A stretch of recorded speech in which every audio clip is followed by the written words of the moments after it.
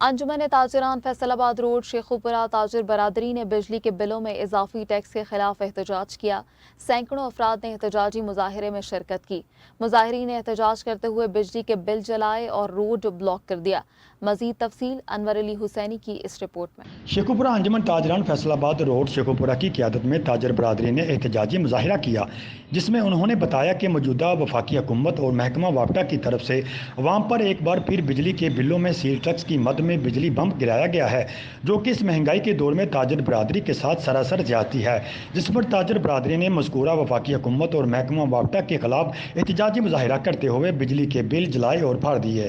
اور مظاہرین نے حکومت اور محکمہ وابٹہ کے خلاف نعرہ بازی کرتے ہوئے وفاقی حکومت اور محکمہ وابٹہ سے بجلی کے بلوں میں لگائے گئے ناجائز سیل ٹیکس واپس لینے کا مطالبہ کیا۔ تاجر رہنماؤں نے میڈیا سے گفتگو کرتے ہوئے کہا کہ اگر حکومت نے مذکورہ ناجائز سیل ٹیکس واپس نہ لیا تو تاجر برادری سڑکوں پر آنے اور دھرنے دینے پر مجبور ہو جائے گی، اور تمام تر حالات کی ذمہ دار حکومت اور محکمہ وابٹہ سمیت شیخوپورہ کی ضلع انتظامیہ پر عائد ہوگی۔ اس موقع پر میڈیا سے مشترکہ گفتگو کرتے ہوئے کہا کہ افسر شاہی اور محکمہ وابٹہ کے ملازمین خود تو فری بجلی استعمال کرتے ہیں اور دیگر کئی جگہوں پر بااثر افراد کو بجلی کی مبینہ